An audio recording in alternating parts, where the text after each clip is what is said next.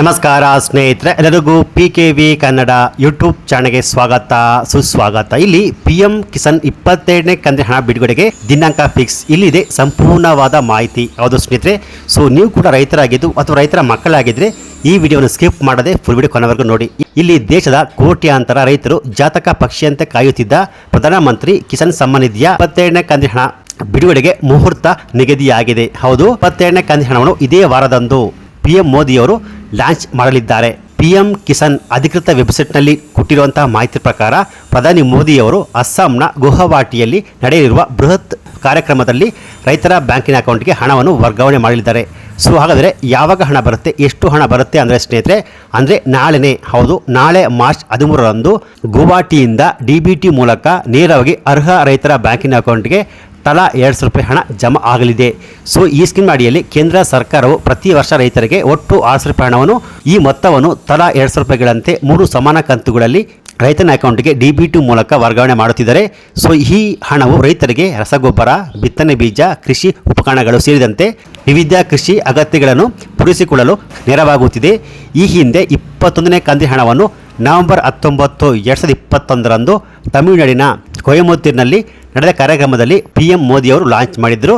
So ಇವಾಗ ನಾಳೆ March 13ರಂದು ಅರ್ಹ ರೈತರ ಬ್ಯಾಂಕಿನ ಅಕೌಂಟ್ಗೆ PM ಕಿಸಾನ್ ಸಮ್ಮಾನ್ ನಿಧಿಯ 22ನೇ ಕಂತಿನ ಹಣವನ್ನು ಅಸ್ಸಾಂನಲ್ಲಿ PM ಮೋದಿಯವರು ಲಾಂಚ್ ಮಾಡಲಿದ್ದಾರೆ ಸ್ನೇಹಿತರೆ. ಸೊ ಈ ಮೂಲಕ 22ನೇ ಕಂತಿನ ಹಣ 200 ರೂಪಾಯಿ ನಾಳೆ ರೈತರ ಬ್ಯಾಂಕಿನ ಅಕೌಂಟ್ಗೆ ಜಮಾ ಆಗುತ್ತಿದೆ. ಸೊ ಹಾಗಾದರೆ ನಾಳೆ ಯಾರಿಗೆಲ್ಲ ಜಮಾ ಆಗುತ್ತೆ, ಯಾರಿಗೆಲ್ಲ ಹಣ ಸಿಗುವುದಿಲ್ಲ ಅಂದರೆ ಸ್ನೇಹಿತರೆ, ಇಲ್ಲಿ PM ಕಿಸಾನ್ ಸ್ಕೀಮ್ನ ಅಡಿಯಲ್ಲಿ ಅಕ್ರಮವನ್ನು ತಡೆಯಲು ಸರ್ಕಾರ ಕಟ್ಟುನಿಟ್ಟಿನ ಕ್ರಮ ಕೈಗೊಂಡಿದೆ. ಫೆಬ್ರವರಿ 1, 2019ರ ನಂತರ ಭೂಮಿಯ ಮಾಲೀಕತ್ವವನ್ನು ಪಡೆದ ಹೊಸ ರೈತರು ಈ ಯೋಜನೆಯ ಲಾಭ ಪಡೆಯಲು ಅರ್ಹರಿರುವುದಿಲ್ಲ. ಹೌದು, ಯಾವ ರೈತರು 2019ರ ನಂತರ ಹೊಸ ಭೂಮಿಯನ್ನು ಪಡೆದುಕೊಂಡಿದ್ದರು ಅಂಥ ರೈತರು ಈ ಸ್ಕೀಮ್ಗೆ ಅಪ್ಲೈ ಮಾಡುವಂತಿಲ್ಲ. ಜೊತೆಗೆ ಒಂದೇ ಕುಟುಂಬದ ಒಂದಕ್ಕಿಂತ ಹೆಚ್ಚು ರೈತರು ಈ ಸ್ಕೀಮ್ಗೆ ಅಪ್ಲೈ ಮಾಡುವಂತಿಲ್ಲ. ಅಂದರೆ ಪತಿ ಮತ್ತು ಪತ್ನಿ ಅಥವಾ ಮಕ್ಕಳು ಈ ಸ್ಕೀಮ್ಗೆ ಅಪ್ಲೈ ಮಾಡಿ ಹಣ ಪಡೆಯುವಂತಿಲ್ಲ. ಅಂಥವರ ಹೆಸರನ್ನು ಈ ಪಟ್ಟಿಯಿಂದ ತೆಗೆದು ಹಾಕಲಾಗುತ್ತೆ ಸ್ನೇಹಿತರೆ. ಹಾಗೆಯೇ ಇನ್ನು ಮುಂದೆ ಈ PM ಕಿಸಾನ್ ಸಮ್ಮಾನ್ ನಿಧಿಯ ಯೋಜನೆಗೆ ಅಪ್ಲೈ ಮಾಡೋದು ಹೇಗೆ ಅಂದರೆ ಸ್ನೇಹಿತರೆ, ಈ ಸ್ಕೀಮ್ಗೆ ಅಪ್ಲೈ ಮಾಡೋದಕ್ಕೆ ಹೊಸ ನೋಂದಣಿಗೆ ಫಾರ್ಮರ್ ID ಕಡ್ಡಾಯ. ಹೌದು, PM ಕಿಸಾನ್ ಯೋಜನೆಯಲ್ಲಿ ಕೇಂದ್ರ ಸರ್ಕಾರ ಹೊಸ ನೋಂದಣಿಗೆ ಫಾರ್ಮರ್ IDಯನ್ನು ಕಡ್ಡಾಯಗೊಳಿಸಿದೆ. ಅಂದರೆ ಫಾರ್ಮರ್ ID ಕಡ್ಡಾಯವಾಗಿ ಬೇಕೇ ಬೇಕು.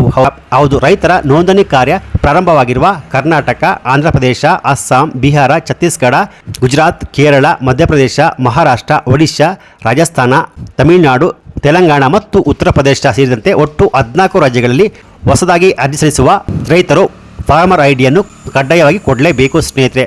ಸೊ ಇನ್ನುಳಿದ ರಾಜ್ಯಗಳಲ್ಲಿ ನೋಂದಣಿ ಕಾರ್ಯ ಇನ್ನೂ ಶುರುವಾಗದ ಕಾರಣ ಆ ಜಿಲ್ಲೆಗಳಿಗೆ ID ಕಡ್ಡಾಯವಿಲ್ಲ. ಸೊ ಕೇಂದ್ರ ಸರ್ಕಾರದ ಈ ಮಹತ್ವದ ಯೋಜನೆಯು ಸಣ್ಣ ಮತ್ತು ಅತಿಸಣ್ಣ ರೈತರಿಗೆ ತುಂಬಾ ಅನುಕೂಲ ಆಗುತ್ತಿದೆ. ಸೊ ಇಷ್ಟು ದಿನ PM ಕಿಸಾನ್ ಸಮ್ಮಾನ್ ನಿಧಿಯ 21ನೇ ಕಂತಿನ ಹಣವನ್ನು ಪಡೆದು 22ನೇ ಕಂತಿನ ಹಣ ಯಾವಾಗ ಬರುತ್ತೆ ಅಂತ ಇದ್ದವರಿಗೆ ನಾಳೆ ಮಾರ್ಚ್ 13ರಂದು ಅಸ್ಸಾಂನ ಗುವಾಹಟಿಯಲ್ಲಿ PM ಮೋದಿಯವರು ರೈತನ ಬ್ಯಾಂಕಿನ ಅಕೌಂಟ್ 200 ರೂಪಾಯಿಯನ್ನು DBT ಮೂಲಕ ವರ್ಗಾವಣೆ ಮಾಡುತ್ತಿದ್ದಾರೆ. ಸೊ ಈ ಮಾಹಿತಿ ರೈತರಿಗೆ ಭರ್ಜರಿ ಬಂಪರ್ ಗುಡ್ಡಿಸ್ ಅಂತ ಹೇಳಬಹುದು.